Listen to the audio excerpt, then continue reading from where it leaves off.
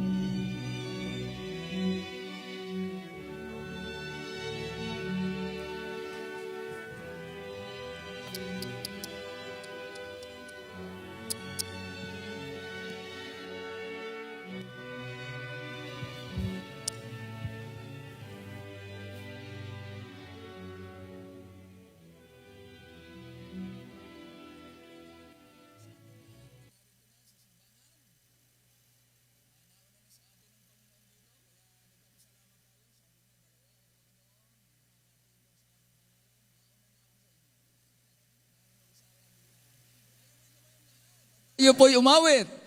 Dakilain natin ang ating Panginoon na walang pagbabago. Ha? Pero siya ang bumabago. ng mga tao. Amen. Awitin natin yung In My Heart There Rings a Melody.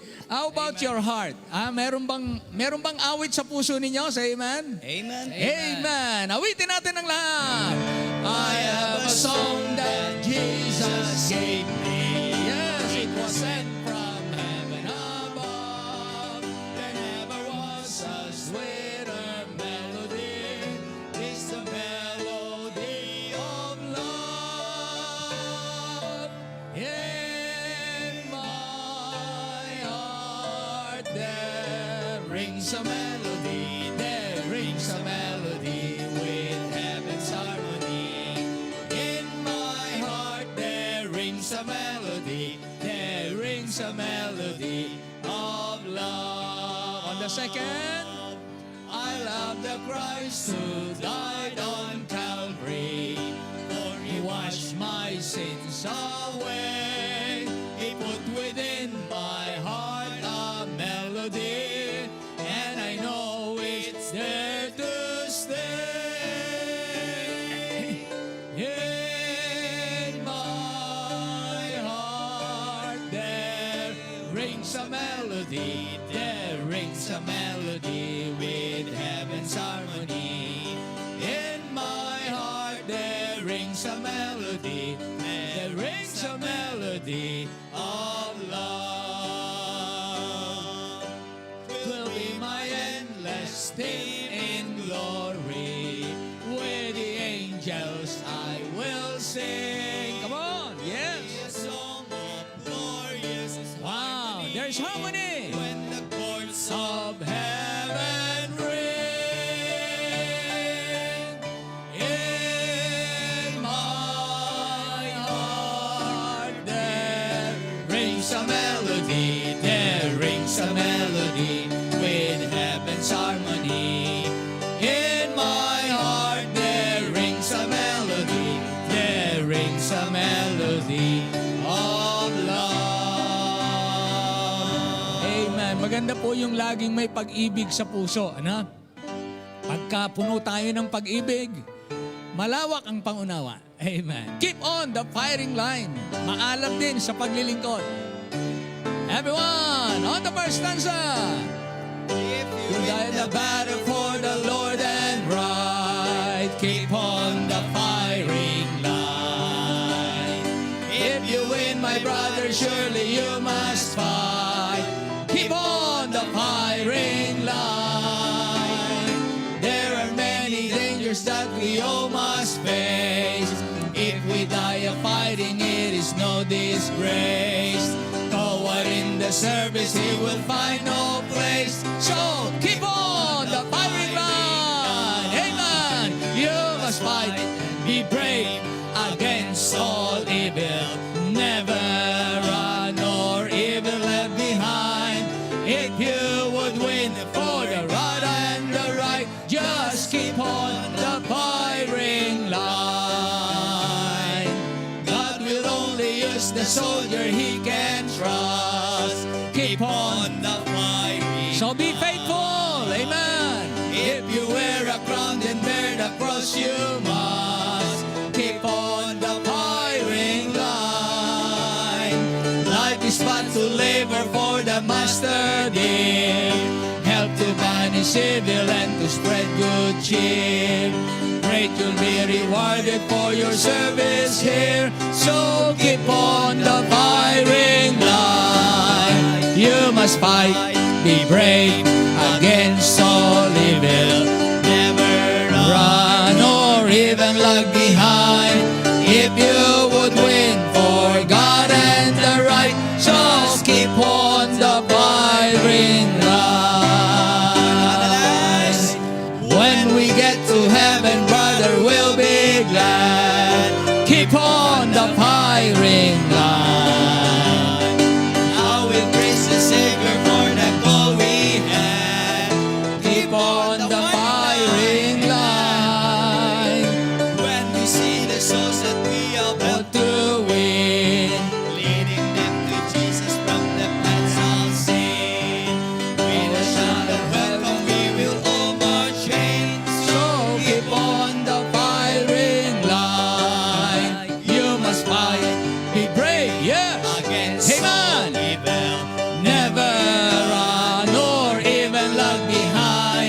If you would win for God and the right, just keep on the firing line. Amen. Wow, yun po ang masarap, ano? Jesus, hold my hand. As we fight, we need the presence of God. Amen. Everyone, as I travel through this pilgrim land, there is a friend who walks with me. Leads me safely through the sinking sand. It is the Christ of Calvary. Amen. This would be my prayer, dear Lord. Each day you help me do the best I can. For I need thy light to guide me day and night. Blessed Jesus, hold my hand. Jesus, hold my hand. Amen. I need you every hour. Amen. Thank you, Lord. Through this burning land, protect me by thy power. Hear my feeble plea. Oh Lord, look down on me. When I kneel in prayer, I hope to meet you there. Blessed Jesus, hold my hand. Let me travel in the light divine, that I may see the blessed way. Keep me that I may be holy thine, and sing redemption song someday. I will be a soldier brave and true, and ever firmly take a stand. As I onward go and daily meet the foe, blessed Jesus, hold my hand. On the chorus now. Jesus, hold my hand. I need thee every hour. Through this pilgrim land, protect me. Protect Yes, by the power of God. Amen. Hear my people plea. Oh Lord, look down on me. When I kneel in prayer, I hope to meet you there. Blessed Jesus, hold my hand. Wow, masarap maglakbay, nakasama ang kamay ng Panginoong naakay. Ano? Amen. Kaya ito ay personal po, individual sa atin ang paglakad sa Panginoon. You and me ito, ha? Kaya I travel alone upon this lonesome way. It's Jesus and me, ha? Alright, awitin po natin. First stanza na. I traveled alone Upon this lonesome way, my burdens were heavy and dark was my day. I look for a friend. I look for Yes. a friend, He is our best friend. not knowing that That all of the time been looking for me.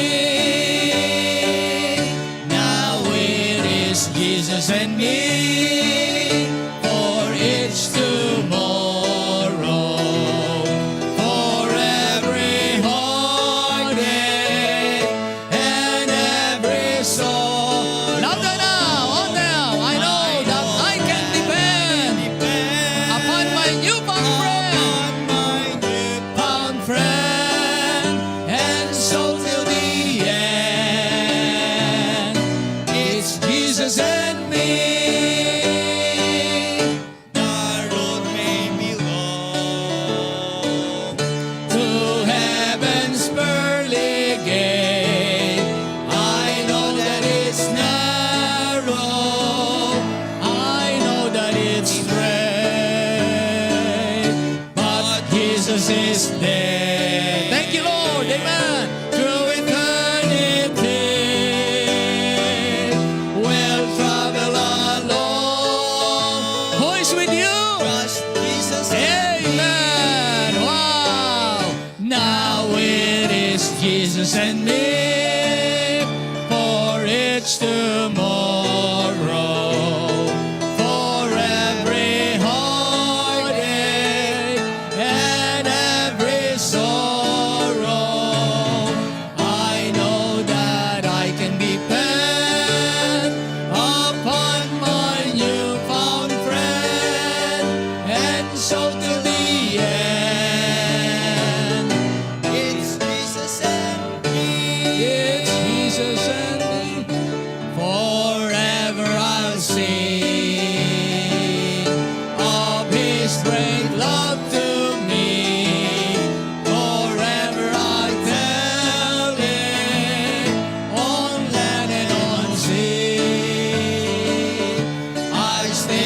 your side.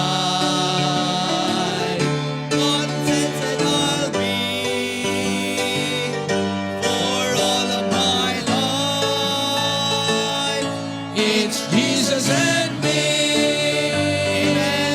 Now it is Jesus and me. For it's tomorrow. For every heartache and every sorrow, I know that I can depend upon my newfound friend. And so to the end, everyone, it's Jesus and me. Jesus And me.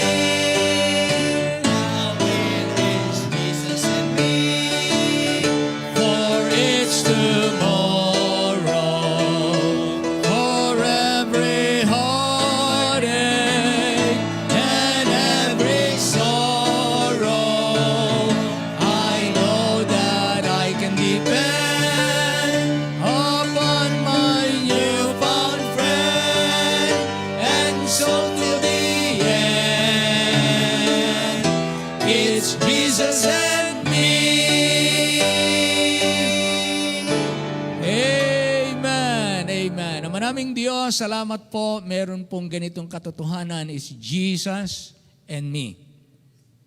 Hindi lamang po awitin, kundi ikaw ang nangako sa bawat isa sa amin at sa kabuuan ng simbahan, sa kabuuan ng iyong mga anak, I will never leave thee nor forsake thee. At ang salitang thee ay singular. Ito po'y tumutukoy na pangako sa bawat isa na dapat naming maangkin, ako ay hindi iiwanan ni pababayaan ng aking Panginoon. Salamat po ng marami dahil ikaw lamang ang may karapatang mangako ng katulad nito. Dahil sino man ang aming kasama at walang sapat na kapangyarihan para pagtagumpayan ang mga kasamaan, para tugunan ang lahat ng pangangailangan, para kami palakasin sa lahat ng aming kahinaan, para kami gabayan sa lahat ng madilim na landasin sa buhay, para aming maabot ang mga nasa aming unahan, para baguhin ang lahat ng mga bagay. Kung hindi rin lang ikaw, walang saysay kung sino po ang aming kasama. Ngunit dahil ikaw ang nangako, meron po kami laging kapanatagan at lakas ng loob, kahit ang kamatayan, kahit ang muling pagkabuhay, kahit ang akabulukan at ang libingan ay kayang pagtagumpayan dahil mo. Salamat po ng marami. Kami po ay tinipon mo ngayong gabi para magpuri, magpasalamat sa inyo mula sa iba't ibang gawain, mula sa iba't ibang pinagtrabahuhan, iba't ibang kahapon, ibang mga araw na nagdaan, iba't iba Panginoon ang naranasan, iba't iba ng pinapangarap at sinisikap na abutin. Ngunit sa lahat ng ito, nangingibabaw ang aming pagkauhaw at pagnanais, pangunahan mo kami dahil ayaw naming hindi mangyari ang kalooban mo sa amin. Ganon din naman po sa aming mga mahal sa buhay. Lalo na nga po yung mga mahal namin sa buhay na hindi pa po naliligtas. Mga taong mahal namin, mahal kami, hindi naunawaan ang aming pananampalataya, wala silang ganong liwanag pa na natanggap, nakagaya din naman namin nung una.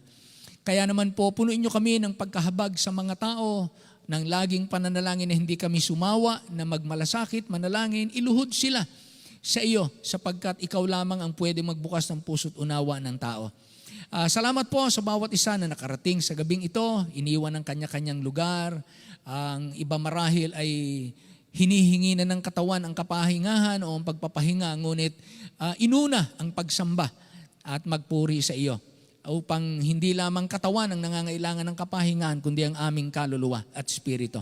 I-bless mo po, Panginoon, ang mga kapatid namin na hindi namin nakasama sa gabing ito. Maaring may mga karamdaman, maaring iba'y nasa gawain pa, ang iba naman nasa paglalakbay pa, ang iba'y nasa pangangibang bansa. Tulungan niyo po sila na abutin mo sa lahat ng kanilang kalagayan. Ganon din naman, inaalala namin ngayong gabi ang aming mga namiminuno sa aming bansa. Tulungan niyo po sila, anuman ang katotohanan, ikaw po ang nakakaalam. Kami po, wala kaming hawak na mga eksakto at buo o kumpletong mga impormasyon. Bagamat ang taong bayan po ay nakakapakinig. Ngunit wala pong magawa ang tao kundi makinig. Hindi namin kayang gawin lahat ng dapat naming gawin. Kaya tulungan niyo po kami, magawa namin kung ano ang ipinagagawa mo sa amin at ito po ang iyong gawain. Salamat po sa lahat ng pagtugon mo sa aming pangangailangan, maging kagalingan sa pangangatawan, maging kasiglahan sa pananampalataya at salamat po sa bawat isa. I-bless you po ang aming mangangaral sa gabing ito. Pagpapalain niyo po. Maging ang mga mangangaral sa iba't ibang dako at iba't ibang simbahan. Ikaw po ang laging mataas. Hinihiling namin ang pagpapala mo sa aming lahat. At dalangin namin ang lahat ng ito sa pangalan po lamang ng aming Panginoong Hesus at lahat po'y magsabi ng malakas na Amen. Amen. Amen. Maraming salamat po sa Panginoon. At talagang tayo ay higit na, alam niyo po, sa ibang bansa, itong ating ginagawang pagtitipon na malaya, hindi po nagagawa itong ganito. Itong bilang natin ito sa ibang bansa, parang parang mega church, sabi nga ng ibang missionary. Pag nakakita ka ng ganitong pagkakatipon, sa ibang bansa, malaki ng kongregasyon. Bagamat sa atin po na nasa malayang bansa, ay maliit po ito. Kaya ang ating panalangin, lahat ng mga mananampalataya, hanggat maaari, magtapat na manambahan, magsama-sama. Oo, kung ang mga mananampalataya lang ay magiging mga tapat lahat. Napakagandang patotoo at napakagandang tignan ng ating Ama sa Langit. So magbabasa po tayo sa gabing ito, 2 Chronicles 25, 1-28. Tawagin natin itong ating mga kapatid na siyang mangunguna sa atin sa pagbabasa. 2 Chronicles 25, 1-28. Ali po kaya. Amen. Manatili po tayong nakatayo at tayo po'y magbabasa ng salita ng Panginoon sa 2 Chronicles chapter 25 verse 1-28. Verse 1, si Amasias ay may 25 taon nang siya'y mapagsimulang maghari at siya'y naghari ng 29 na taon sa Jerusalem at ang pangalan ng kanyang ina ay Joadan na taga-Jerusalem. At siya'y gumawa ng matuwid sa harap ng mata ng mga Panginoon, ngunit hindi ng sakdal na puso. Nangyari nga nang ang kaharian ay matatag sa kanya na kanyang pinatay ang kanyang mga lingkod na nagsipatay sa hari na kanyang ama. Ngunit hindi niya pinatay ang kanilang mga anak, kundi gumawa ng ayon sa nakasulat sa kautusan sa aklat ni Moises, gaya ng iniutos ng Panginoon na nagsasabi, ang mga ama ay hindi nangamatay ng dahil sa mga anak, ni ang mga anak man ay nangamatay ng dahil sa ama, kundi bawat tao ay mamamatay dahil sa kanyang sariling kasalanan. Bukod dito'y pinisan ni Amasias ang Huda at iniutos sa kanila ang ayon sa mga sangbahayan ng kanilang mga magulang sa kapangyarihan ng mga pinunong kawal na lilibuhin at ng mga pinunong kawal na dadaanin. Sa makatuwid bagay ang buong Huda at Benjamin at kanyang binilang sila mula 20 taong gulang na patanda at nasumpungan niya silang 300,000 piling lalaki na makalalabas sa pakipagdigma na makahahawak ng sibat at kalasag. Siya'y umupa rin naman ng 100,000 makapangyarihang lalaki na matatapang na mula sa Israel sa halagang 100 talentong pilak. Ngunit naparoon ang isang lalaki ng Diyos sa kanya na nagsasabi, O Hari, huwag mong pasamahin sa iyo ang hukbo ng Israel, sapagkat ang Panginoon ay hindi suma sa Israel, sa makatuwid bagay sa lahat ng mga anak ni Ephraim. At sinabi ni Amasias sa lalaki ng Diyos, ngunit anong aming gagawin sa 100 talento na aking ibinigay sa hukbo ng Israel? At ang lalaki ng Diyos ay sumagot, ang Panginoon ay makapagbibigay sa iyo ng mahigit kaysa rito. Nang magkagayoy, inihiwalay sila ni Amasias sa makatuwid bagay ang hukbo na paparoon sa kanya na mula sa Ephraim upang umuwi uli. Kaya't ang kanilang galit ay totoong nag-alab laban sa Huda at sila'y nagsiuwi ng may malaking galit. At si Amasias ay tumapang at inilabas ang kanyang bayan at naparoon sa libis ng asin at sumakit sa mga anak ni Sikir na 10,000. At 10,000 ang dinala ng mga anak ni Judas na buhay at dinala sila sa taluktok ng burol at inihagis sila mula sa taluktok ng burol na anupat silang lahat ay nagkawaray-waray. Ngunit ang mga lalaki ng hukbo na ipinabalik ni Amasiyas upang sila'y huwag magsisunod sa kanya sa pakikipagbaka ay nagsidaluhong sa mga bayan ng Huda mula sa Samaria hanggang sa Beth-horon at nanakit sa kanila ng 3,000 at nagsikuha ng maraming samsam. Nangyari nga pagkatapos na si Amasiyas ay manggaling na mula sa pagpatay sa mga Idumeo na kanyang dinala ang mga Diyos ng mga anak ni Seir at inilagay na maging kanyang mga Diyos at yumukod sa harap ng mga yaon at nagsunog ng kamangyan sa mga yaon. Kaya't ang galit ng Panginoon ay nag-alab laban kay Amasiyas at siya'y nagsugo sa kanya ng isang propeta na sinasabi sa kanya, "Bakit mo hinanap ang Diyos ng bayan na hindi nakapagligtas ng kanilang sariling bayan sa iyong kamay?" At nangyari, habang siya ay nakikipag-usap sa kanya, na sinabi ng hari sa kanya, "Ginawa ka ba naming tagapayo ng hari? Umurong ka. Bakit ka sasaktan?" Nang magkagayoy umurong ang propeta at nagsabi, "Talastas ko na pinasiyahan ng Diyos na patayin ka sapagkat iyong ginawa ito at hindi mo dininig ang aking payo." Nang magkagayoy kumuhang payo si Amasiyas na hari sa Huda at nagsugo kay Joas na anak ni Joakas, na anak ni Jehu, na hari sa Israel, na nagsabi, "Halika, tayo'y magtitigan."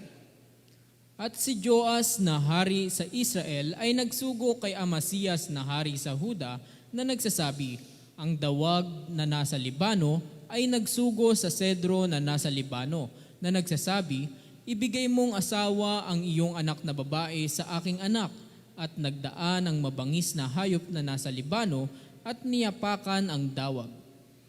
Ikaw ay nagsasabi, "Narito, iyong sinaktan ng Edom at itinaas ka ng iyong puso upang magmalaki. Tumahan ka ngayon sa bahay. Bakit ibig mong makialam sa iyong ikapapahamak upang ikaw ay mabuwal, ikaw at ang Huda na kasama mo?" Ngunit hindi dininig ni Amasiyas sapagkat sa Diyos upang sila'y mabigay sa kamay ng kanilang mga kaaway sapagkat hinanap nila ang mga Diyos ng Edom. Sa gayoy umahon si Joas na hari sa Israel at si Amasiyas na hari sa Huda ay nagtitigan na Betsemes na ukol sa Huda. At ang Huda ay nalagay sa kasama-samaan sa harap ng Israel, at sila'y nagsitakas bawat isa sa kani-kaniyang tolda.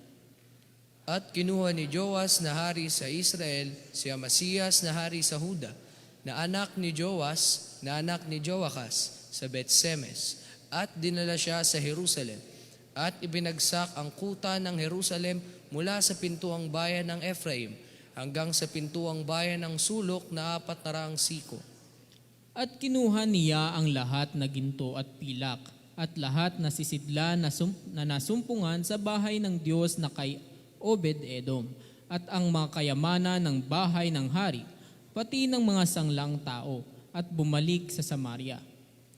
At si Amasiyas na anak ni Joas na hari sa Huda ay nabuhay pagkamatay ni Joas na anak ni Joakas, na hari sa Israel na 15 taon. Ang iba nga sa mga gawa ni Amasiyas na una at huli, narito, di ba nangasusulat sa aklat ng mga hari sa Huda at sa Israel? Mula sa panahon nga na humihiwalay si Amasiyas sa pagsunod sa Panginoon, ay nagsipagbanta sila laban sa kanya sa Jerusalem, at siya'y tumakas sa Lakis. Ngunit pinasundan nila siya sa Lakis at pinatay siya roon. Sabay-sabay po tayong lahat. At dinala siya na nakapatong sa mga kabayo at inilibing siya na kasama ng kanyang mga magulang sa bayan ng Huda. Maraming salamat po sa pagbasa ng salita ng Panginoon. Maaari na po tayong makaupo.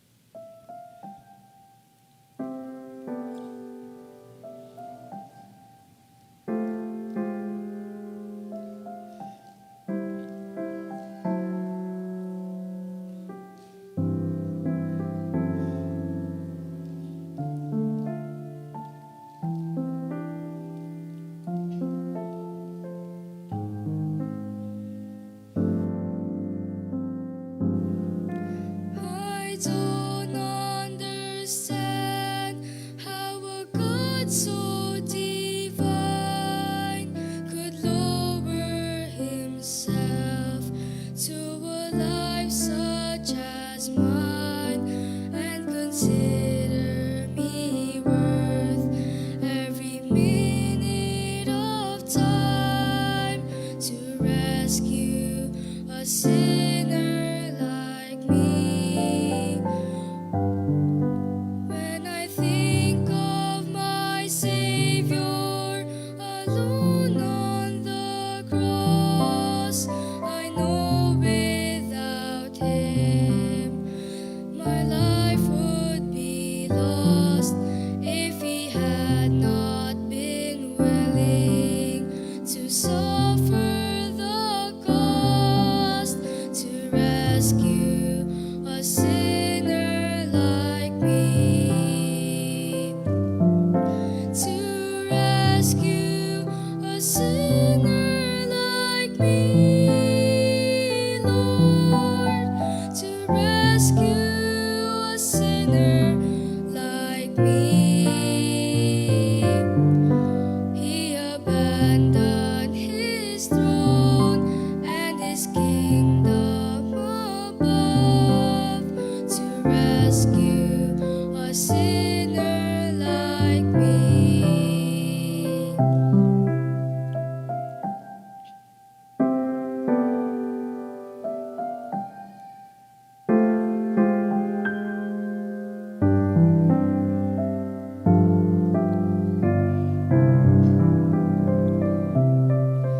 My mind is so limited, I cannot see the reason He died and arose just for me.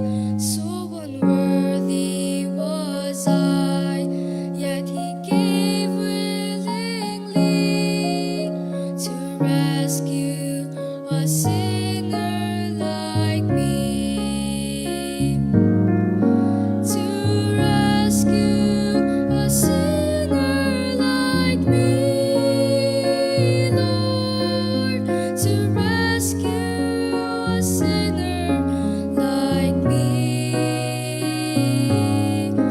He abandoned His throne and His kingdom above to rescue a sinner like me, to rescue a sinner as worthless as I, yet He gave me a reason to sing. It's so hard to believe, but it happened to me. Hallelujah to Jesus, my King, my King.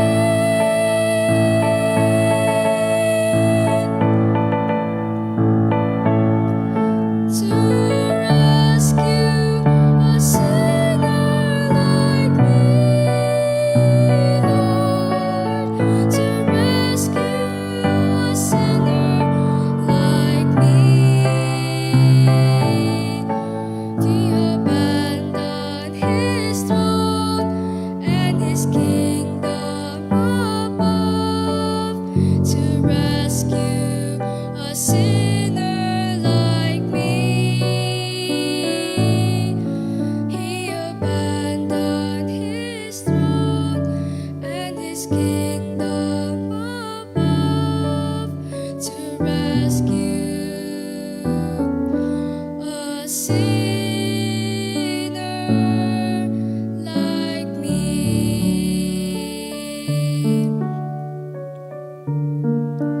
a sinner like me,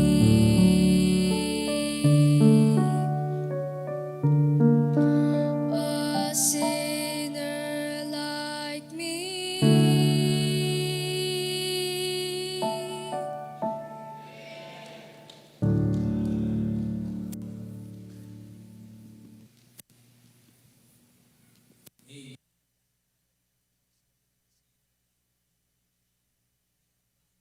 Ron, napakagandang.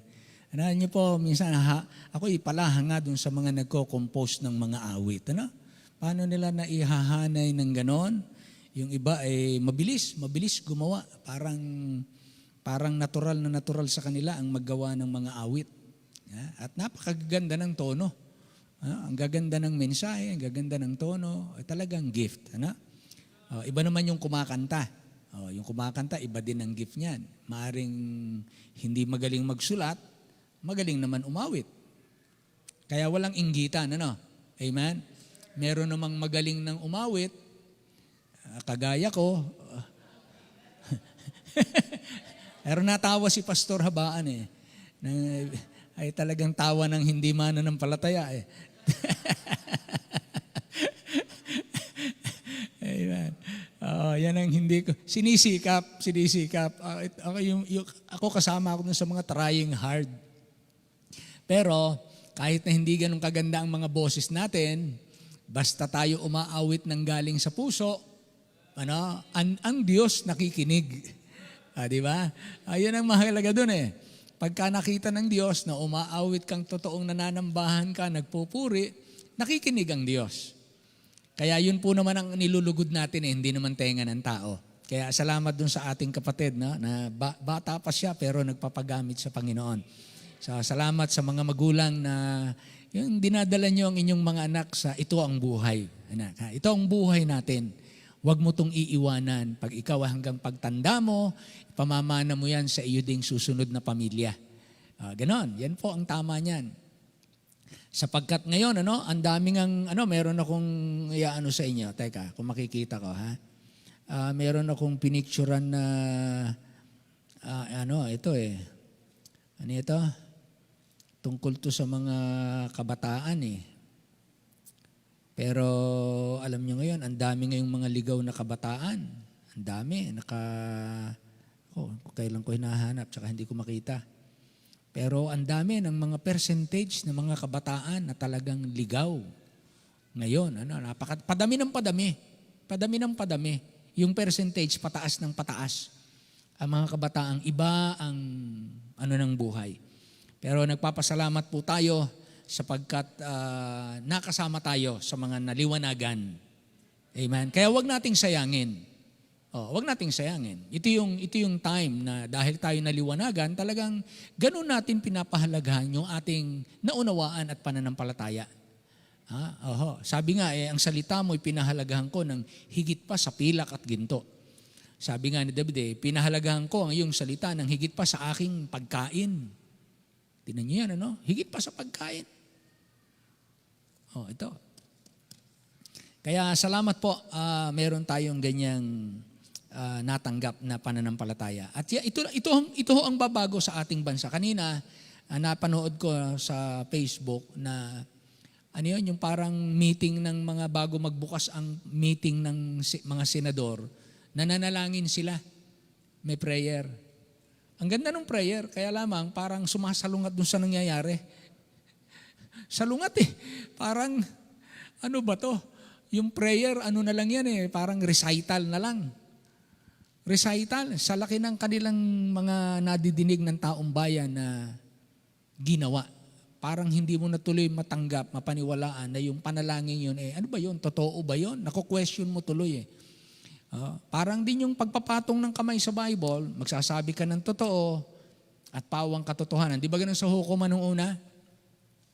Ngayon yata, wala nang ganun wala na, Kasi pinaupo ako dun sa wala, hindi na ako pinagpatong sa Bible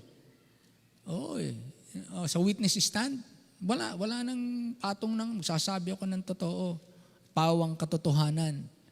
Ewan ko kung ba't nila inalis yun, dapat hindi inalis yun na talagang dapat ang tao, pag magsasalita doon, katotohanan talaga, hindi kasinungalingan. Kaya lang, kahit na ipatong mo ang kamay mo sa Bible, alam mo yun, mga ganyan, hindi naman totoo sinasabi. Kadalasan, marami nagsisinungaling dyan, lalo na yung mga nasa mapanig ng mali. Talagang kahit ipatong mo pa ulo mo dyan, ulo mo pa ipatong mo dyan, hindi lang kamay, wala rin pag magsisinungaling. Kaya naalala ko nun si Pastor Wosley. Pastor Wosley, yung pastor ng Bethany. May nanghiram sa kanya. May nangutang.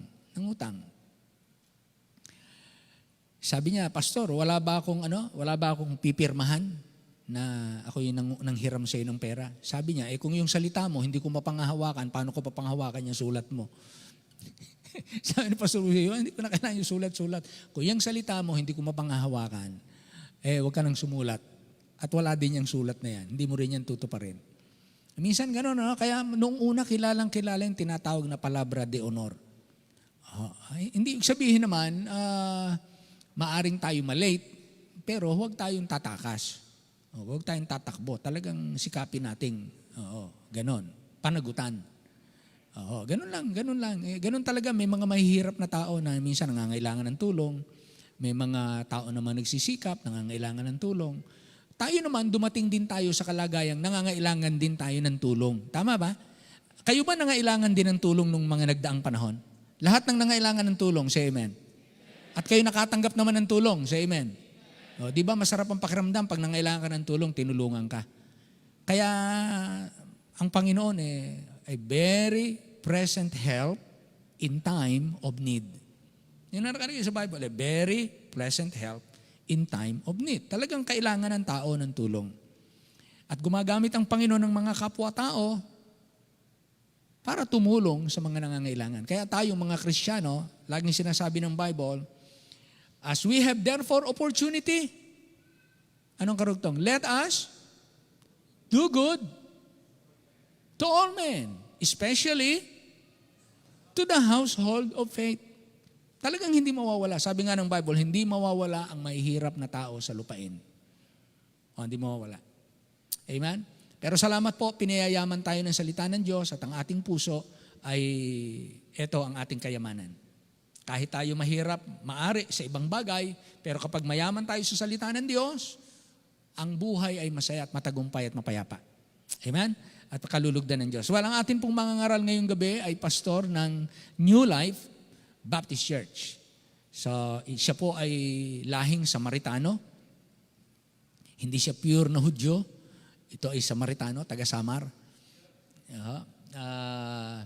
Salamat, hindi naman siya kaiba sa atin. So welcomein po natin ang pastor ng New Life Baptist Church from Samar, Pastor Habaan. Ano ba ang first name mo, Pastor? Albino, yon, Albino. Albino. Pagka sinabing Albino, ano ba ang kahulugan ng Albino? Mabait. Ayun. Akala ko sobrang bait ang ibig sabihin nun.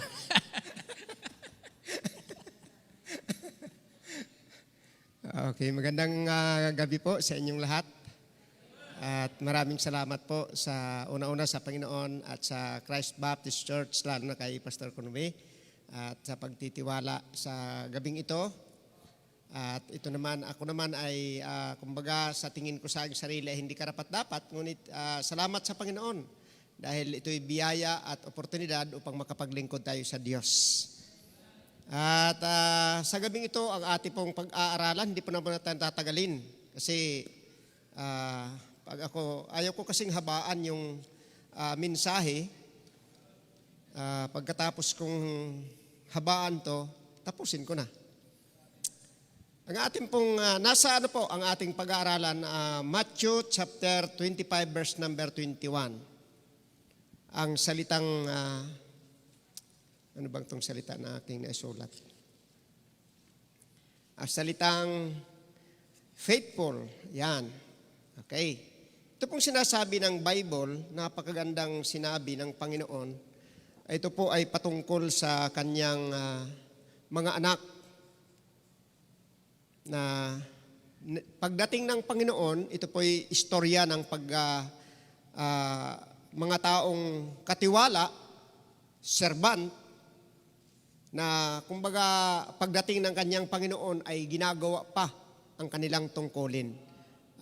Tayo po tayong lahat sa pagbabasa ng isang verse. Basahin po natin sabay-sabay.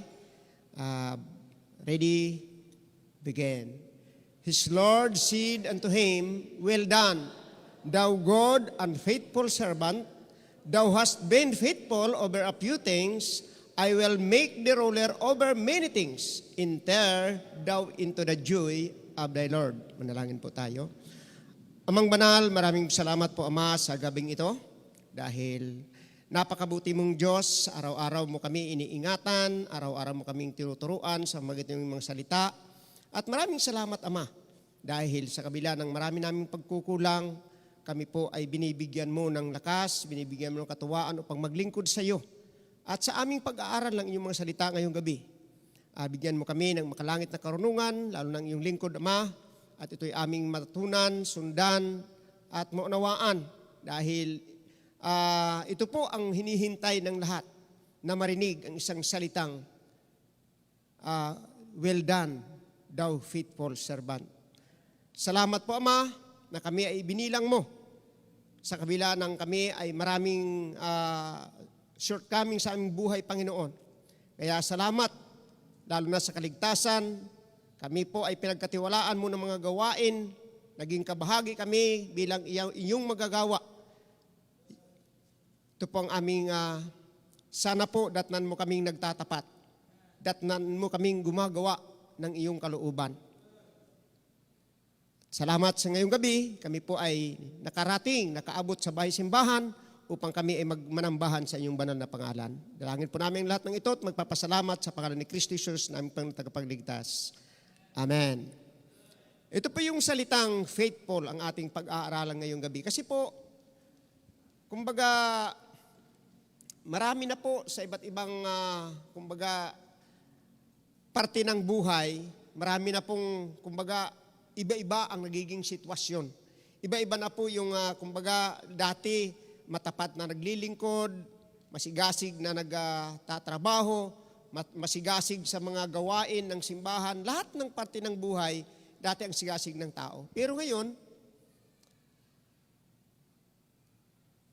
yung salitang tapat, kaya nga sabi nga ni Pastor kanina, yung dati kapag nakikita natin yung mga witness, lagi talagang pinapatong ang kamay sa salita ng Diyos sa Biblia. Ngayon hindi na. Hindi na po. Wala nang kumbaga, basta na lang, kasi naniniwala tayo na wala talagang katotohanan doon sa mga sinasabi. Palakasan na lang, palakasan system na lang ang witness. Hindi na talaga totoong, kumbaga, yung mga sinasabi, kahit totoo, binabaluktot na lang. Pero sa Panginoon, wala po dapat mabaluktot. At dahil yun ang Panginoon, hindi, kumbaga, walang masama, walang pwede itago sa Panginoon dahil alam lahat ng Diyos. Saan man tayo naroon, ano man ang ating ginagawa, kita ng Diyos. Kaya tayong mga alagad ng Diyos, dapat, kumbaga sikapin nating maging tapat sa Kanya.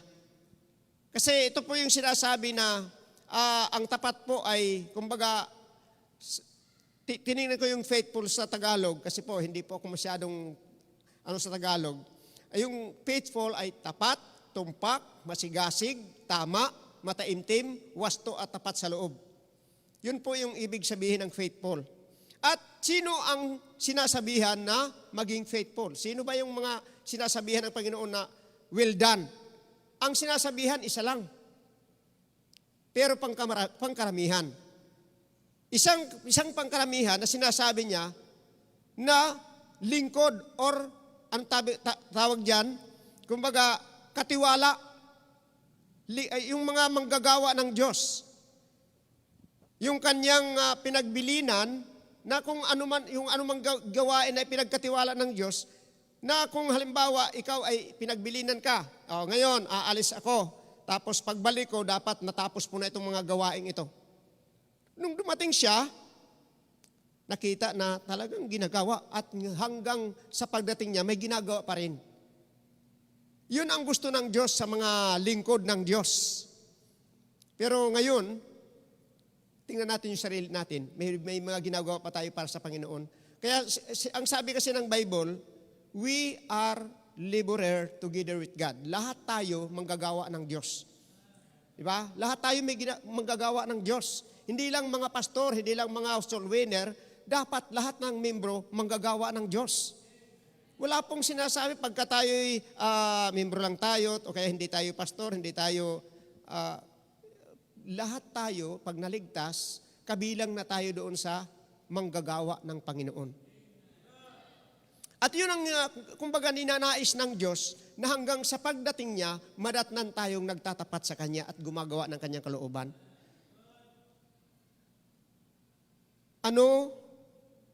Ito yung sinasabi, ang sinasabi dito, yung tapat na manggagawa, servant.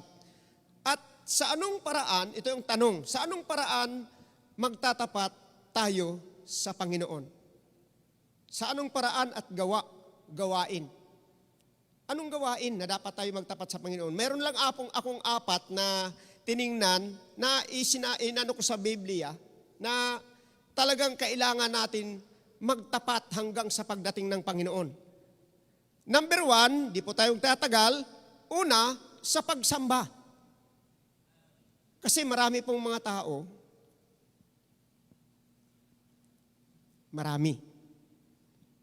pagdating sa panambahan, namimili na lang po ng oras. Namimili na lang kung saan po sila, ano pong pwede sa kanila. Linggo ng umaga, linggo ng hapon, Miyerkules, minsan wala na. Ang Panginoon po ay naghahanap ng tamang mananamba. Yung mananamba na talagang walang pinipili anumang araw ng pagsasamba. Kasi sinasabi po ng Biblia yan sa John chapter 4 verse number 23 hanggang 24. Yung sinasabi po ng Biblia, hinahanap po ng Panginoon kasi siguro kaya sinahanap ng Panginoon, iba nandoon na sa ibang kumbaga naligaw na ng landas, naghahanap na ng ibang simbahan na hindi naman natatama ang tinuturo. Ang iba naman nagpapahinga dahil pagod. Ang iba naman nagkatrabaho lang, hindi na talaga tapat ng magsisimba sa Panginoon. Di ba? Pero hinahanap pa rin ng Panginoon yung mga tapat na nagsisimba sa Kanya. At sinasabi yan sa John chapter 4 verse number 23 hanggang 24. Sabi niya rito, "But the hour cometh, and now is, when the true worshipers shall worship the Father in spirit and in truth, for the Father seeketh such to worship Him." Hinahanap. God is spirit, and they that worship Him must worship Him in spirit and truth. Kasi minsan, pag tinatamaan ng mensahe, o kaya hindi masyadong alam ang kaligtasan, naghahanap ng ibang simbahan. Hindi si Kristo ang hinahanap, simbahan. Ang Panginoon naghahanap ng totoong mananamba sa Kanya. Yung mga tapat na nagsasamba sa Kanya. Maraming nagsasamba hanggang umaga lang ng linggo. Nagsasamba naman hapon na lang. Sa Miyerkules, wala na. Hinahanap pa rin ng Diyos yung panalangin natin, lalo na sa prayer meeting. Kasi sa totoo lang, pagdating sa prayer meeting, kaya nga sinasabing prayer meeting, ito'y pagkakatipon ng mga panalangin. Yun yung pagkumbaga doon natin pinagsasama-sama yung ating panalangin dahil kailangan natin ang bawat isa. Kasi nga sinasabi ng Biblia, sabi ni James, ang maningas na panalangin ng taong matuwid, malaki ang nagagawa. Diba? May napuntahan akong mga simbahan, may napuntahan ako pagdating sa prayer meeting. Wala na po talagang prayer. Yung prayer talaga, mensahe na lang, tapos wala nang prayer na yung kagaya ng dati. Yung kaya, di ba, sabi mga dati, yung dati, dalawa-dalawa, tapos sila naggrupo-grupo ng panalangin, tapos may katapos ng mensahe, dalawa-dalawa. Ngayon nakita ko, wala na. Isa na lang nanalangin. Pagkatapos ng mensahe, panalangin na lang, prayer request, tapos isa lang manalangin, wala na. Yung prayer na magpapanalangin na ng bawat isa, wala na. Kailangan natin yun sa prayer meeting. Kaya salamat sa Panginoon na tayo ay hanggang ngayon nandito pa sa simbahan. Marami na pong mga tao na hindi nagsasamba ng Miyerkules. Kaya dapat hinahanap pa rin ng Panginoon yung mga taong mananamba hanggang sa pagdating niya, hanggang sa dumating siya nandoon sa simbahan. Prayer meeting, prayer vigil, kami dinagdagan na namin yung aming prayer. Dati prayer meeting lang. Pero dinagdagan na namin, nagdagdag kami kasi ang laki ng aming, kumbaga, kailangan namin tulong ng Panginoon. Ang una-una kasi nakita ko, ang mga members ay, kumbaga, maraming nangihina. O ano ko yung mga medyo matapat na naglisimba sa Panginoon. Martes ng alas 3 pa lang, gising na sila. Alas 4 na kami sa simbahan hanggang alas 6, 2 oras. Doon kami nagkakapi-kapi. Ang laki ng nagagawa ng panalangin. Dati bagsak kami sa offering, bagsak kami sa attendance. Sa biyaya ng Panginoon na yun, dahil maliit lang naman kami na barangay, dahil sa panalangin, yung aming pinagpipray na 200,000 para sa aming goal, sa aming darating na susunod na taon, para sa January 1, yung 200,000 na pagpipray namin para makapag-islab kami, kunti na lang, maliit na lang. Nasa 172,300 na. Ang bilis ng pagdagdag. Ang bilis gawa ng panalangin. Kaya kailangan pa rin natin ang pagsamba kasama ang panalangin. Hindi lang, kasi marami na talagang, kumbaga, ang panalangin ngayon kung hanggat maaari, ganyan na lang. Di ba? Maiksi na lang dahil minsan sa pagod, ang daming iniisip. Pero dapat pa rin natin ipanalangin, hindi lang tayo, hindi lang para sa atin yung panalangin, para sa iba, para sa ating pamilya, para sa ating simbahan, para sa ating bansa. Yung kailangan pa rin yun sa mga taong mananamba. Yun ang kailangan natin ngayon. Yung hinahanap ng Panginoon, naroon tayo sa simbahan. Sana nga sabi ko, bumalik ang Panginoon sa Miyerkules ng gabi. Dati sa amin kasi, pag Miyerkules, talagang ilan-ilan lang ang laman ng simbahan. Sabi ko, Lord, sana bumalik ka ng Miyerkules para pag kayong natutulog, talagang magulat siya. Magulat. Para sabihin niya, ay sayang, dapat nasa simbahan ako, kasama sana. Di ba? Marami kasing, kumbaga, pagdating ng Panginoon, talagang maraming magugulat. Ang unang dapat maging tapat pa rin tayo hanggang ngayon, hanggang sa pagdating ng Panginoon, yung pagsamba natin sa Panginoon. Pangalawa, dapat magtapat-tapat pa rin tayo sa ministry na mayroon sa simbahan.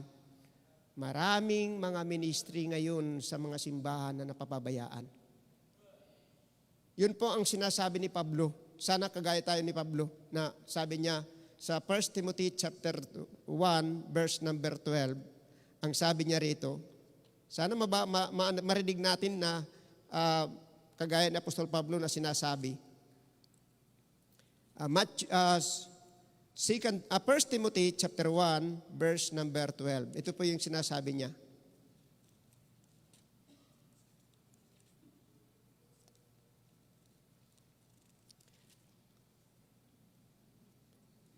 And I thank Christ Jesus our Lord, who hath enabled me, for that He counted me faithful, putting me into the ministry. Ikaw ba? Kumusta yung ministry mo? Minsan kasi doon sa amin, sabi ko nung kukunti na ang choir, ngayon, salamat sa Panginoon kasi nakita ko yung bunga ng panalangin, yung choir, dumami na yung mga lalaki. Kasi minsan walang lalaki, lalaki, isa lang. Sabi ko, saan kayo? Anong ginagawa ninyo? Hindi ba kayo kabilang sa paglilingkod sa Panginoon? Ngayon, ang liit ng pulpito kasi namin, entablado namin, maliit. Kaya nandun na sila, nagsisiksikan na. Nasa ano na yung iba, nasa balitang na. Ano ba yung tawag dyan? Hagdan, balitang, baitang, andyan na sila. Dati, ilan-ilan lang dito. Sabi ko, kailangan yan, ministry nyo yan sa Panginoon. Kasama yan sa pagsimba. Ministry, choir. Maraming ministry sa simbahan na dapat magtapat ang mga members. Diba? Ang daming kailangan. Sweepers. Soul winning, lalo na. Sa soul winning. Sabi ko sa amin, kasi ang iba, sabi nila, dami kami ginagawa pagdating sa soul winning. Kasi ngayon, yung aming prayer, kasi 6 na barangay ang nakapalibot ng kasapa. 6 na barangay. At kung ako ang masusunod, kung ito pa hintulot lang ng Panginoon na bibigyan ako ng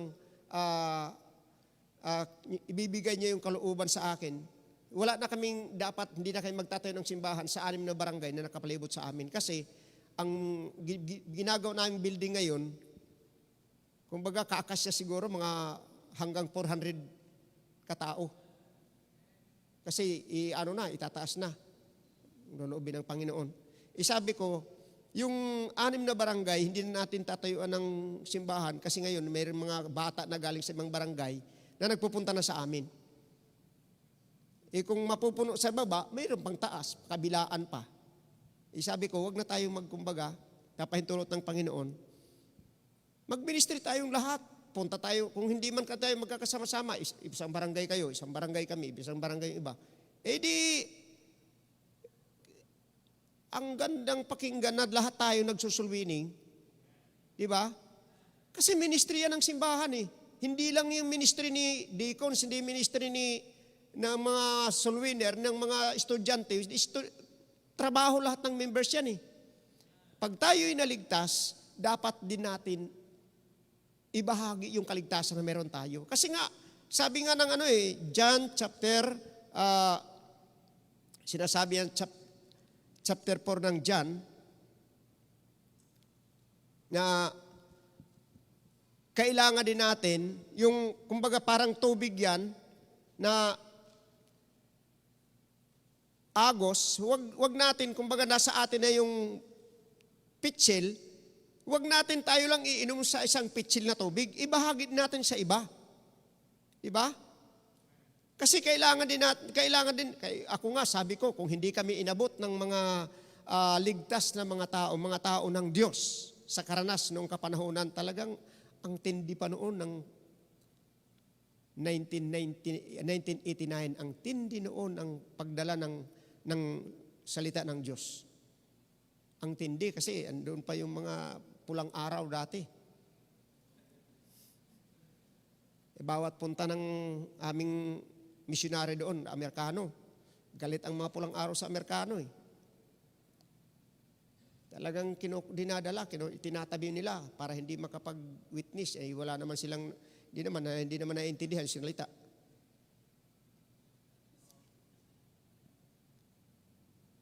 Inaano lang, dito ka lang hanggang sa matapos silang mag-usap-usap doon. Wala. Pinauwi na lang pagkatapos. Kami naman, nung nabautismuhan kami noon, 6 kami, sabay-sabay. Sabi, wag kung magdadagdag pa kayo. Pag lumampas kayo sa 6, tapos kayo. Ay hindi naman pinahintulot ng Panginoon, lumampas pa sa 6 ang naligtas. Huwag tayong matakot. Magsulwining tayo. Kalooban ng Diyos yan eh. Yun ang dapat, datngan tayong hanggang sa pagdating ng Panginoon, ando pa rin tayo nagsasulwining. Huwag nating pabayaan yan. Trabaho ng lahat ng Kristiyano yan. Hindi lang trabaho ng ilang tao yan. Kaya sabi ng Bible, we are liberated together with God dahil tayo lahat manggagawa ng Panginoon. Hindi lang lahat pastor, hindi lang lahat song leader, pero lahat pwede maging soul winner. Kasi yung kaligtasan na meron tayo, pwede natin ibahagi sa iba eh. Di ba? Kung paano tayo winitnisan, anong salitang narinig natin, yung pagtanggap sa Panginoon, ganun yung sasabihin mo, tanggapin mo lang si Kristo bilang Panginoon tang pagligtas, magsisi ka, ganun lang. Simple lang. Di ba? Kasi yung kaligtasan, trabaho ng Diyos yan, hindi trabaho natin. Ang trabaho natin, mag-soul winning lang. Kaya yun yung ating ministry. Soul winning, Bible, lalo na, magbasa ng Bible. Ngayon, ang haba ng oras pag ginanong-ganon sa cellphone. Pero pagdating sa Biblia,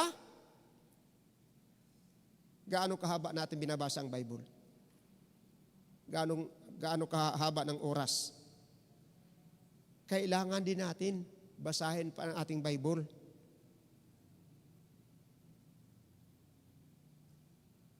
Yung ating, kumbaga, huwag nating kalilimutan yung sinasabi ng Bible na sa 1 Timothy chapter 4 verse number 13, ito po yung sinasabi ng Biblia na sinabi ni Pablo sa kanyang mga tao na yung pananalangin, yung pagtuturo ng Biblia, huwag nating kumbaga kalimutan. Marami na kasing siguro sa ngayon,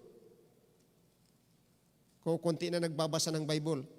Pero ang sinasabi ng Biblia, chapter 4 ng 1 Timothy, chapter 4, verse 13, sabi niya rito, "Till I come, gave attendance to reading, to exhortation, to doctrine." No? Attendance pa, oh. Mahalagang attendance sa simbahan.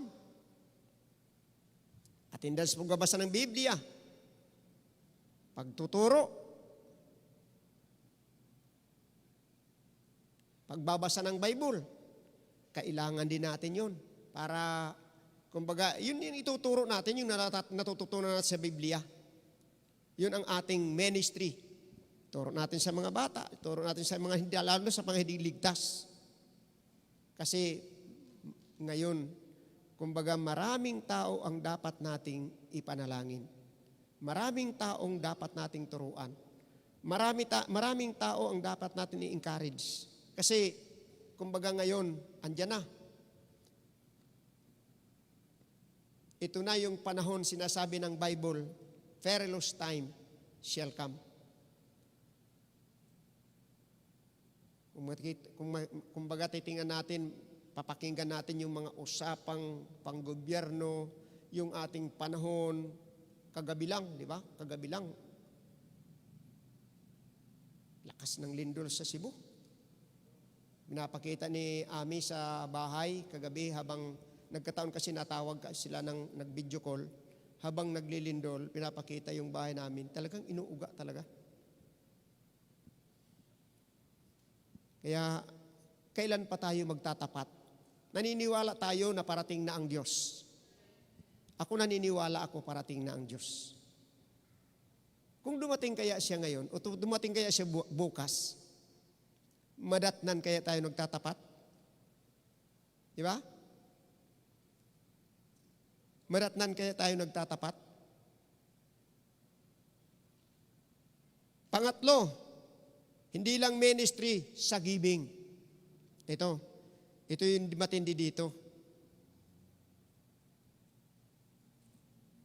Pagdating ng Panginoon, nagtatapat pa ba tayo sa giving? Sa amin, sabi ko, ako naniniwala parating na ang Panginoon. Kung hindi ka pa tapat na magbibigay sa Panginoon, kung hindi ka talaga magtatapat, di wag ka na lang magbigay sa Panginoon. Lalo na sa tithes. Yan sinasabi ko sa mga members sa kasapa. Kasi sa Biblia, naniniwala ako, sabi ko nga, pwede tinatanggap ng treasurer ang ibinibigay mo, yung offering mo, at saka yung tithes mo, pero kung alam mong hindi talaga tama yung tithes mo, huwag mo nang ibigay sa offering basket. Bakit? Kita ko kasi sa Biblia, sa Old Testament pa lang, sinasabi sa Amos, ang sinasabi ng Biblia sa Amos, chapter 5, ito yung sinasabi dito. Amos chapter 5, verse number, ito, tingnan natin yung Amos. Meron ditong sinasabi ang Biblia,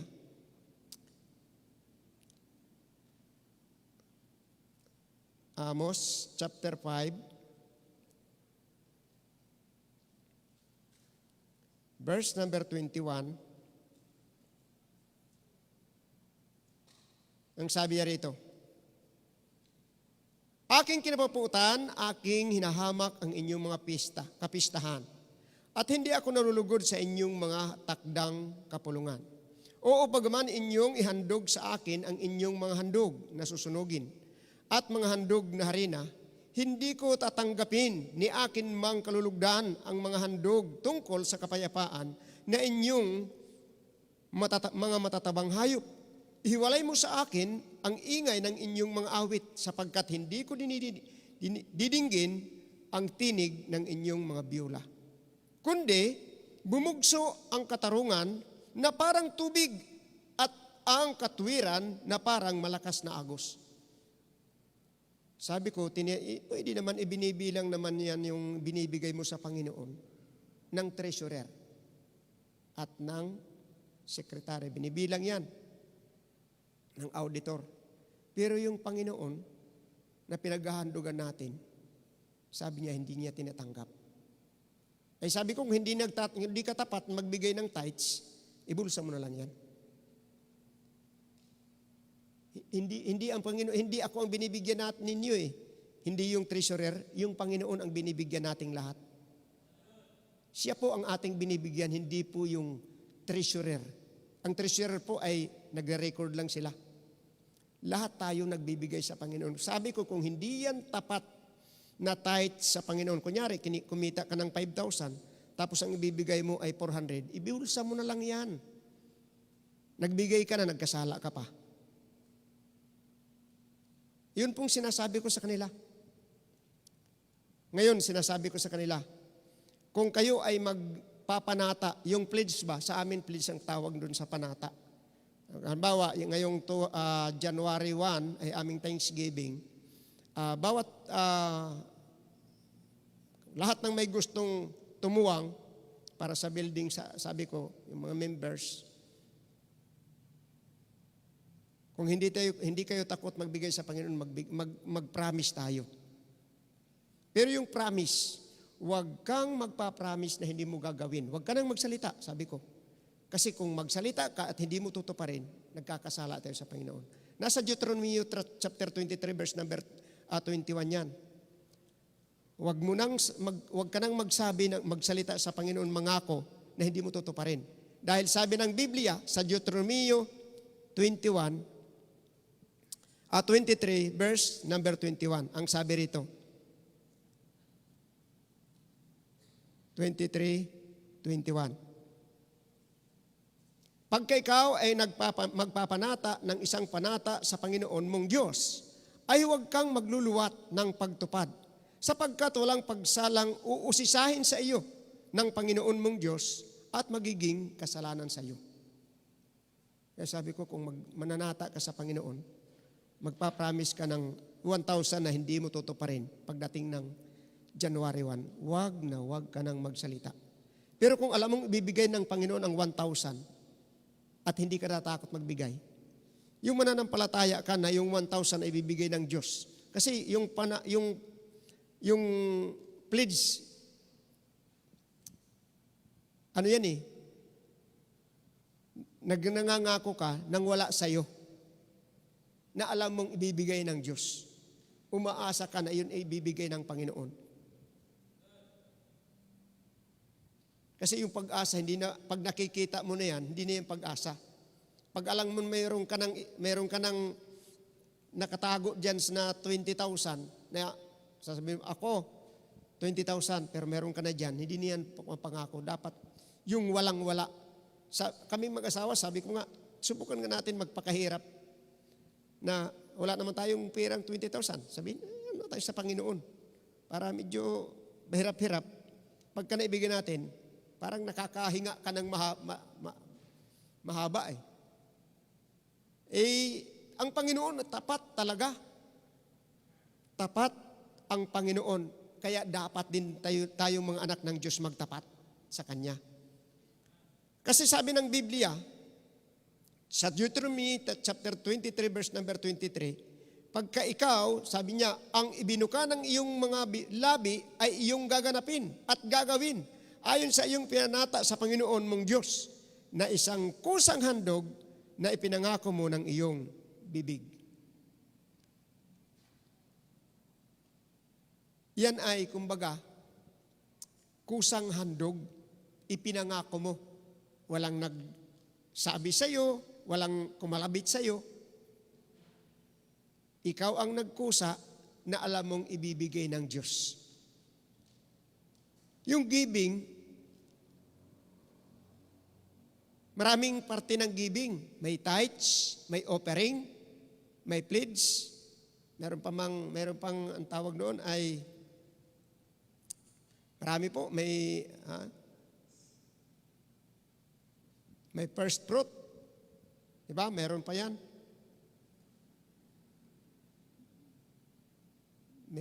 Sa Old Testament, ang daming mga bigayan sa Panginoon. Maraming, kumbaga, giving sa Panginoon. Meron pa nga yung mga, kumbaga, anong mga handog nila? Baka, kambing, mga tupa, may ibon pa noon. Pero ngayon, wala na pa tayong ibang dinadala kundi pera para sa Panginoon. Kaya, yung giving, napaka-importante po. Hindi lang dahil tapos na yung gawain, tapos na yung building. Continuous po yung giving, yung tithes and offering. Kasi, bagamat sabi nga sa Bible, sabi ng iba, wala nang direktang tithes and offering sa New Testament. Maraming nagsasabi na, kumbaga, pananapi yung tithes, ay ako naniniwala ang tithes hindi po pinutol sa Bible. Kasi sinabi ni Kristo, nung chapter 5 verse number 18, ako'y hindi na parito upang sirain ang kautusan, kundi upang ganapin. Wala po siyang sinira sa Old Testament. Ipinagpatuloy lang sa New Testament. Kaya hanggang sa pagdating ng Panginoon, dapat iyong giving hindi po nawawala sa ministry at sa pagsamba sa Panginoon. Kasama po yan.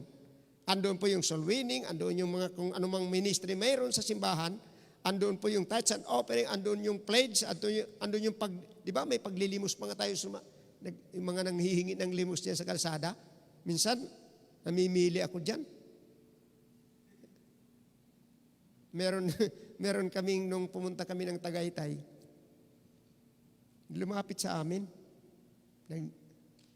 nanggaganyan. Ay nung nagtitipon-tipon sila, nagtatawanan. Nung makita ko ang isa, mas maganda pang ngipin kaya sa akin. Nakabris pa. Sabi ko, hindi dapat nililimusan yung mga ganyan. Pero yung mga talagang nakikita natin yung nangihingid yung mga, pwede naman tayo magbigay. Ako talagang naaano yung puso ko sa kanila. Madali ako magbigay. Dahil kasama yan sa pagbibigay. Yung pang-apat dito na kailangan tayong magtapat, lalo na yung pang-apat, magtapat tayo sa pamilya. Number 1, sa pagsamba, sa mga ministry, sa giving, sa pamilya. Maraming Kristiyano minsan, hindi na rin tapat sa pamilya. Yun ang mahirap.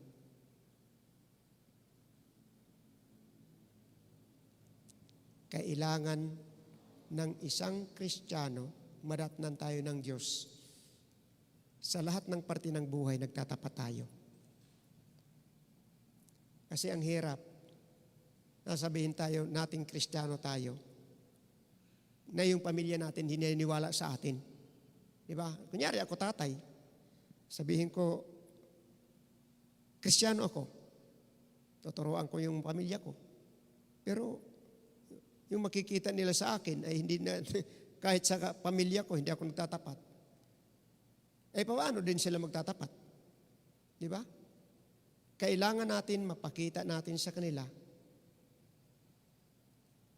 na tayo, lalo na yung tatay at nanay, dahil sila yung huwaran, sila yung tinitingnan. Ang tatay daw ay, ano yun? Haligi. Pusti. Ang nanay ay ilaw. Eh kung malabo ang ilaw. Eh kung yung pusti naman ay pag hinahangin, wala. Hindi matibay. Kailangan sila nakikita ang nagtatapat sa Panginoon. Linggo, Miyerkules, sa soul winning kami. Minsan napapagod din yung aking kapares sa ministry sa soul winning. Pagka Sabado, nag-chat ako sa group chat. Ano, may sasama? Minsan wala, lang kumikibo. Eh ito namang kapares ko, sabi ko, sige, kung walang sasama tayong dalawa, alis na tayo. Huwag na tayong maghintay kahit walang sumama. Buti lang ang mga young people dahil ministry nila sa mga bata doon sa isang barangay ng Mercedes. Pag nakita nilang umalis na si pastor, habol na sila. Tapos yung iba naman, hahabol na lang sila. Minsan, isang Sabado, sabi niya, hindi ako sasama. Gusto kong magpahinga. Tutulog ako. Sabi ko, ikaw na nga lang kakampi ko. Iiwanan mo ba ako? Mamaya matulog ka na pagdating pagbalik natin. Napilitan. Ay nung sumama siya sa akin, yung 4 pa lang mga members ng simbahan, naglalakad ng malayo, 1 oras naglalakad, kung hindi yan sumama, sabi ko, laking insulto yan sa'yo. Kung natulog ka. Sila nga naglakad, ikaw sakay ka ng click. Sila naglakad. Sabi ko, sige, mapagod man tayo. Gusto natin magpahinga. Trabaho tayo sa Panginoon. Bakit? Yun na nga lang ating ministry. Yun na lang ating papakita sa mga anak natin. Kaya yung mga anak namin na nandoon, hindi po pwedeng walang sasama sa amin sa soul winning. Hindi pwede. Bakit? Sila na lang yung nandoon na titraining. Sabi ko, kung lalo na si Aljor, pinagdadrive ko yan. Pagka, Aljor, ikaw ang magdadrive ha sa mga babae na mag-guide sa mga bata. Dapat tayo makikita ng ating pamilya, ng ating mga anak, na kumbaga, hindi man perpekto. Kasi ako naman talaga, tinaamin ko hindi ako perpekto. Pero hanggat maaari, sinisikap kong magtapat. Sinisikap kong magtapat. Sa pamilya, sa mga anak. At tinuturuan ko rin ang mga anak na magtapat sa magulang. Bakit? Ang mga anak magtapat lalo sa Panginoon. Hindi ko pinapahintulutan yung mga anak ko. Halimbawa, makikita ko kasi nasa group chat yung aming mga pledges. Tinitinan ko, wala pa si Aljor. Aljor, kasama ka ba sa simbahan? Sabi ko sa kanya, ang laki-laki mo na. Nung maliit ka pa, nagsasabi ko, 50 pesos ako. Ganun, laki-laki mo na, wala ka. Sabi ko, wag kang pahuhuli sa lahat. Kahit sa maliit na bagay, para sa Panginoon yan. Gusto kong datnan tayo ng Panginoon na natutuwa ang Diyos sa atin. At ikaw din naman, lalo na masabihan ka ng Panginoon. Ang sarap pakinggan siguro kapag itong sinabi ng Panginoon sa iyo. Di ba? Ang sarap pakinggan. Isang araw, isang panahon na maririnig mo itong sasabihin ng Panginoon sa iyo. Ba? Magugulat ka, hindi ka naman totoong tapat. pero nadatnan kang nagtatrabaho, gumagawa ng kalooban ng Diyos, nasasabihin ng Diyos. Sinabi sa kanya ng kanyang Panginoon, mabuting gawa, mabuti at tapat na alipin. Nagtapat ka sa kaunting bagay, pamamahalain kita sa maraming bagay. Pumasok ka sa kagalakan ng iyong Panginoon. Ang sarap siguro pakinggan yan. Di ba? Nagtapat ka sa kaunting bagay. Kasi dito sa lupa, yung ating nagagawa para sa Panginoon, kaunting bagay lang yan. Kasi si Kristo buong buhay niya, buong panahon niya, iniwan niya ang langit para sa atin. Di ba? Trono ang iniwanan niya. Eh tayo, banig lang minsan ang iniiwan natin sa gabi. Ang iba hindi kasi maiwanan ang trabaho. Ang iba naman, galing sa trabaho, hindi na maiwanan ang banig. Ang iba naman, hindi na maiwanan ang labahan. Si Kristo iniwan ang langit. Trono. Sabi ko sa aking mga anak, pagdating sa simba, kailangan natin iwanan yung labahan, anumang karamihan, anumang assignment yan, pwede mong iwanan yan kasi may oras dyan. Kailangan nating magtapat sa Panginoon. Huwag nating hahayaan na ang Panginoon hanggang ngayon magtiis pa sa atin. Tapos na yung kanyang trabaho para sa atin. Tapos na. Dapat tayo naman magtrabaho para sa Kanya. Dahil nung maligtas tayo, naging kamanggagawa niya tayo. Kaya mga kapatid, sana dumating ang araw na yung ating pagsamba, yung ating pagme-ministry, yung ating giving, yung ating pamilya, hindi sana walang maiiwan. Ipananalangin natin. Isasama natin buong pamilya. Na sana dumating ang Panginoon, sama-sama yung ating pamilya na sasalubong sa langit. Di ba? Nakakatuwa yan na walang maiiwan. Kaya ngayong gabi, sana bilang mga tatay at mga anak, sabi ng Biblia sa mga anak, magsitalima kayo sa inyong mga anak sa Panginoon. Mga anak, dapat kinikilala din yung mga magulang. Kasi karamihan ngayon, mga anak, malayo na ang relasyon sa magulang. Yung magulang naman, dahil busy, wala na rin masyadong banding sa mga anak. Kaya dapat, yung pamilya natin, mahalin pa rin natin hanggang ngayon. Huwag nating pabayaan yung ating pagsamba, yung ating ministry, yung ating giving, at yung pamilya, hanggang dumating ang Panginoon, nagtatapat tayo na naglilingkod. Lahat sa Panginoon. Manalangin po tayo. Mang Banal, maraming salamat po sa maikling pag-aaral.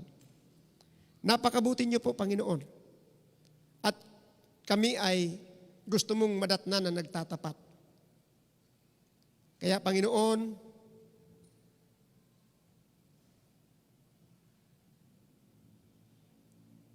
habang may pagkakataon,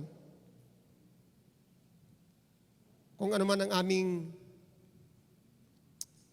kung naibabalik na ang aming mga oras, ang aming panahon, ang aming mga isip sa mga makabundong bagay, na minsan ang pagsamba, namimili ng oras, namimili ng araw, at ang mga magmi-ministry, ang marami nang napag-iiwanan ng ibang mga Kristiyano, nagkatrabaho, hanggang sa nag-aaral na, nasa malayo, wala nang ministry.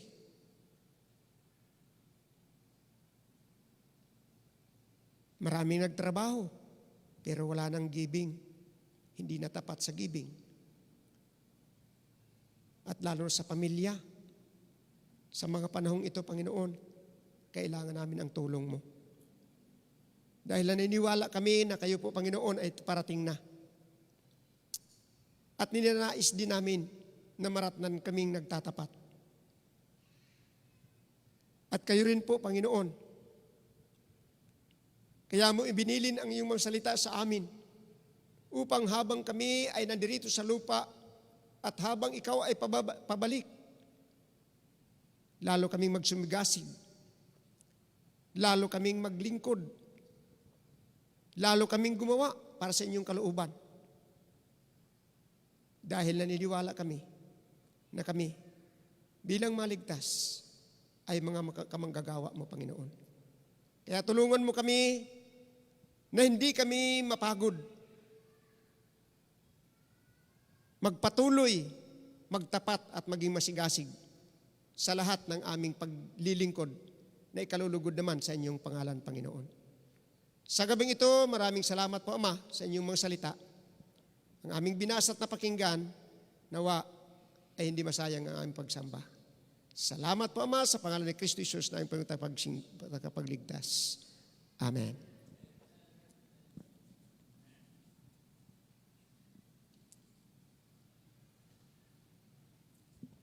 Amen. All the people say amen. Oh, ang sabi sa Revelation ay be thou faithful unto death. Magtapat hanggang kamatayan. Ibig sabihin, hanggang mamatay tayo, yung ginagawa nating kalooban ng Diyos, huwag nating iwanan. Amen. Tayo po tumayong lahat. Thank you, Pastor Habaan. And I hope lahat ng nakinig, maging sa online, kayo po'y pinagpala at patuloy nating, i-adjust yung ating sarili. Sapagkat napakainam po ng salita ng Diyos. Amen. Awitin po natin yung Oh, how I love Jesus.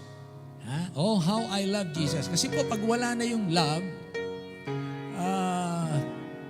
mahirap na pong gawin ang mga bagay. Pag malamig na yung pag-ibig. Pero pag inawit, totoo sa ating Oh, how I love Jesus, mas maganda maglingkod. Amen. So, awitin po natin. There is a name I love to hear. Everyone. There is a name I love to hear.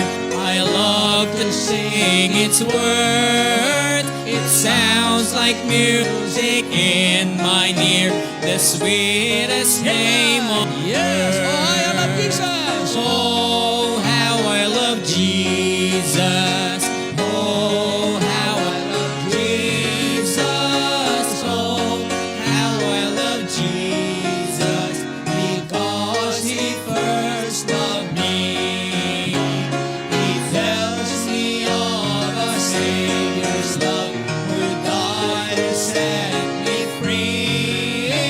It tells me of His precious Dugo ni love. Kristo. The sinner's perfect Ginamit para tayo lubusin. Oh, how I love Jesus. Hindi po ating dugo ang ibabayad. Oh, how I love Jesus. Tama lang na ating siyang mahalin. Oh, how I love Jesus. Because He first loved me. Manaming Diyos, maraming salamat po. Hindi walang saysay ang dugo na tumigi sa krus ng Kalbaryo. Panginoon, kami takot na takot ng panahon ng pandemya. Walang nagawa ang sandata, walang nagawa ang baril at bala sa salot. Pati ang mga mayayaman na may pera ay nawalan din ng saysay ang pera ng marami. Maging mga taong mataas ang pinag-aralan o nasa posisyon ay talagang nagkaroon ng pagkakapantay-pantay na lahat ay may takot, lahat lumabas na may kahinaan. At sa kaunting hindi nakikita na makakapinsala, pwedeng puksain ang aming buhay. Dangan nga lamang na merong Diyos na siyang nagpapasya, kanino niya ititikom ang kanyang palad at ipinakita niya, mayaman at mahirap, walang laban. Hindi niya kayang tutulan at walang magagawa ang pera, niyang bala, niyang mga bodyguards, niyang magandang bahay, niyang malusog na pangangatawan. Lahat, hawak ng Diyos ang lahat. Kaya salamat po, Panginoon. na ngayon kaming buhay pa at malalakas, huwag naming makalimutan na ng mga panahon yung kami natatakot. Madalas kaming tumawag sa Diyos. Halos lahat nakatingala sa Diyos. Pero kapag lumipas na po, nakakalimot ang tao. Kagaya din ng malakas na lindol na naganap ngayon sa Cebu. Madalas, ang bigkas ng pangalan ng Diyos.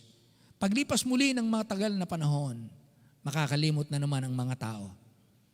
Ganon din naman po ang mga nangangailangan. Kaya kami, tulungan nyo kami. Huwag kaming makasama sa listahan ng mga nakalimot. At ang isang paraan ng paglimot ay hindi lamang sa isip, kundi sa gawa.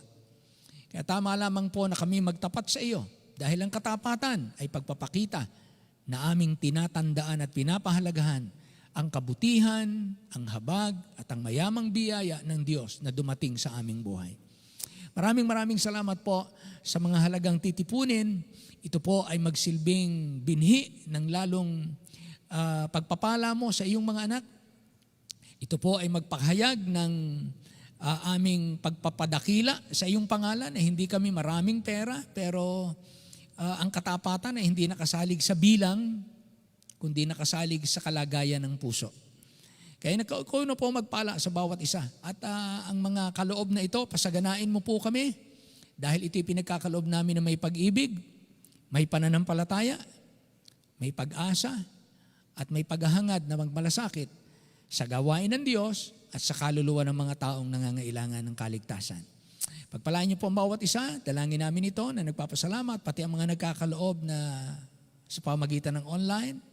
Ikaw na po magpapala sa akin. Iba po hindi nagpapakilala sa kanilang pagkakaloob. Maaring hindi namin sila miyembro, naka-online, or maaring sila ay miyembro na nasa malayong lugar. Ikaw na po ang magpala sa bawat isa. Hiling namin na kung kami man ngayon ay walang tangan, walang maipagkakaloob, nawa lagi naming kauhawan at idalangin na Panginoon, kami po ay hahanap ng paraan para kami magtrabaho, para kami kumita, para kami makapagkaloob.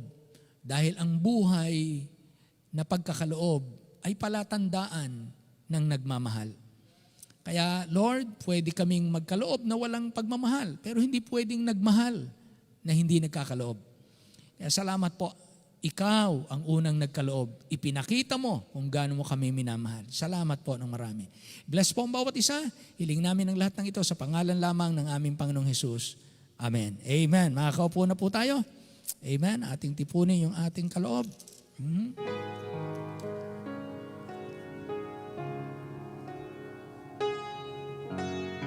Amen.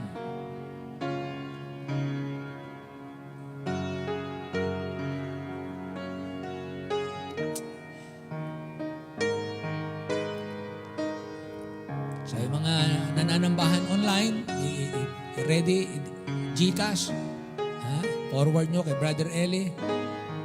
Kung kayo merong mga kaloob na mga kapatid, mga miyembro, just kung yun ay merong nakatakda kung kanino, kung sa missionary, ilalagay nyo lang po doon kung para kanino.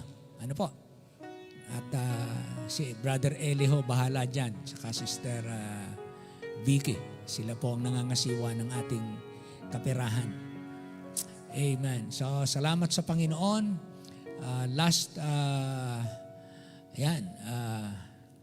Itong last days na ito, ang lakas ng lindol. Kayo ba'y nakaramdam na kayo ni lindol? Dito? Hindi, no? Wala, no? Kaya kami, hindi ko nga alam na halos lumindol. Nakita ko na lang na napanood ko yung tulay ng, talagang umuuga yung tulay sa Cebu. At saka ko na lang nabalita ang 17 pala ang namatay. Ilan na? 53 na. Wow! Tignan mo yan. Mga walang planong mamatay yun. Walang planong masaktan ang kalooban ng pamilya. 50 mahigit na. Biruin niyo yan. Kaya tayo po, hindi walang kabuluhan na tayo buhay pa talagang. Gamitin natin yung natitirang lakas. Baka iba hindi pa nabibilang. Kasi merong nawawala maraming nawawala. Baka natabunan yung iba. 161? Oh, mas marami na doon, 161. Ayun, 161 na daw. Dami. Natabunan yung iba, kaya hindi basta kagad makita. Kaya talagang, ganun talaga ang buhay, ano? Hindi natin hawak. Hawak ng Diyos ang lahat. Ano't ano pa man, malakas at may sakit, ultimately matatapos ang buhay. Maikli lang ang buhay. Diba, sabi nga natin, born 1961, died 2025, may kaunting guhit na ganun sa gitna, di ba? Ito ang ating buhay, yung kapirasong dash. Yan ang buhay ng tao. Kapirasong dash. Sa pagitan ng ospital kung saan ka ipinanganak at sa pagitan ng ospital kung saan tayo mamamatay. May kapirasong kudlit. Kudlit ba tawag doon? Ay hindi, ang kudlit, kama eh. Ang tawag niyo doon? Sa Tagalog? Basta dash. Alam niyo na yun. Kaintindihan tayo. Okay, tayo po tumayong lahat. Tayo magwawakas sa panalangin. Alam niyo po, mahalaga po ang pananalangin.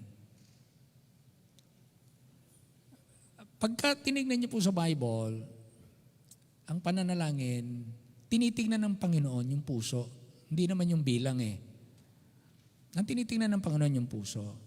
Kaya tayo nagsama-sama, kaya tayo isa-isa, ang dapat po talaga, mapanalanginin talaga tayo. Yun ang talagang dapat makita sa the whole day. Ang panalangin kasi, hininga ng Kristiyano. Tama ba? Amen? Ang panalangin po, hininga. Hindi mo kinakailangang may kasama para huminga. Tama ba? Wala namang masama kung kayo magkasama na pareho kayong humihinga. Pero hindi nyo kinakailangang may kasama para huminga. Ibig sabihin, ang prayer, kahit nasa banyo ka, nagluluto ka, nasa biyahe ka, nasa sakyan ka, kagigising mo, bago ka matulog, laging meron kang sinasabi, kinakausap mo lagi ang Panginoon. Kasi prayer is talking with God. Kapag nagbasa ka ng Bible, God is talking to you. When we pray, we are talking to Him. Siya ang nakikinig, tayo nagsasalita. Pagka naman tayo nagbabasa ng Bible, siya nagsasalita, tayo nakikinig. Kaya may communication. Yun ang communication. Manaming Diyos, salamat po ng marami sa hamon ng pagtatapat. Kailangan namin laging magpalakasan para makasama kami sa mga naging tapat. Katunayan, napakahalaga sa iyo ng katapatan dahil ikaw ang nagsabi na ang mga nagtatapat ay tatanggap ng korona. Ginagantimpalaan mo, pinuputungan mo ng parangal. Dahil ipinakikita mo na hindi lang mahalaga sa kapwa-tao ang tapat. Hindi lang mahalaga ang katapatan sa mag-asawa. Hindi lamang mahalaga ang tapat sa negosyo. Hindi lang mahalaga ang tapat sa maraming bagay, ngunit ipinakita mo na maging sa langit, napakahalaga. At yun ang nire-require ng Diyos. Hindi kami nire-require na maging matagumpay. Nire-require ng Diyos na kami magtapat. Dahil ang Diyos ang nagbibigay ng tagumpay. Kaya makita mo po kami, magmula sa pastor hanggang sa pinakabatang miyembro, ikaw ang makapagsabi, well done, thou good and faithful servant. Hanggang ikaw ay dumating or hanggang kami ay maghugot ng aming huling hininga. Kami nasa iyong kalooban, ginagawa ang iyong kaluguran. Iingatan mo po kami, pagpalain po ang Pastor Habaan, kanyang simbahan, ang kanyang family, ang Christ Baptist Church, at ang lahat po ng simbahan sa buong Pilipinas, sa buong daigdig. Dinadalangin namin. Maging ang mga namiminuno sa amin, muli po, sama-sama kami, dumudulog sa iyo ngayong gabi. Tulungan niyo po ang mga leader namin, magmula sa aming presidente, hanggang sa aming mga homeowners, officers, magmula po sa aming mga alagad ng batas, sandatahang lakas ng Pilipinas, hanggang sa mga negosyante, mga guro, mga magsasaka, mga simpleng mamamayan na nagtatrabaho, nagpapatrabaho, ganun din mga mangingisda, ganun din ang iba't ibang uri ng aspeto ng pamayanan. Tulungan niyo po maging mga estudyante at mga kabataan. Biyayaan niyo po kami na lalo naming magawa yung talagang kusa dahil ang pagtatapat ay personal na pagpili, personal na desisyon, personal na paninindigan. Ang iba ay lumalayo pero ang aming sarili ay nananatili. Ang iba ay naglalaro pero ang aming sarili pinili naming maglingkod pa rin. Ang iba ay sumusuko pero pipiliin pa rin namin na kami magpapatuloy. Ang iba ay pumipili na tatalikod pero kami mananatiling maninindigan. Ang iba ay nananatili na naghihintay pero ang iba ay nakalimot na. Tulungan niyo kami na maging tapat, Lord. Kailangan ka namin. Hindi namin kaya na mabuhay ng buhay Kristiyano na wala kaming pakialam sa katapatan na hinahanap ng Diyos sa bawat isa. Kaya kung sino man po ang kulang, kailangan ng katapatan, bawat isa po sa amin gumawa ng tamang kapasyahan. From now on, I want to be counted in the list of those who can be called faithful. Lord, no matter what it takes, hanggang sa huling sandali ng aking buhay, magiging tapat akong Kristiyano, magiging tapat akong miyembro ng iglesia, magiging tapat akong lingkod ng Diyos, magiging tapat akong anak ng Diyos, magiging tapat akong mamamayan ng aming bansa, magiging tapat akong miyembro ng aming pamilya o ng iglesia o ng aming trabaho. Saan man kami magpunta, marka ng katapatan ang aming dala. Dahil si Kristo na aming Panginoon ang tunay na naging tapat. Ikaw po magpala sa aming lahat, sa aming pagpapahinga, ihanda po sa kinabukasan, pagpalain niyo po ang bawat isa. Sa pangalan po ng aming Panginoong Hesus at lahat po ay magsabi ng malakas na Amen. Amen! Amen! Maraming salamat po. Purihin ang Panginoon. Napakaganda po ng ating ginugol na panahon sa Panginoon at nalugod natin ng Diyos at ang bawat isa po ay napalakas. Salamat po. Maraming salamat.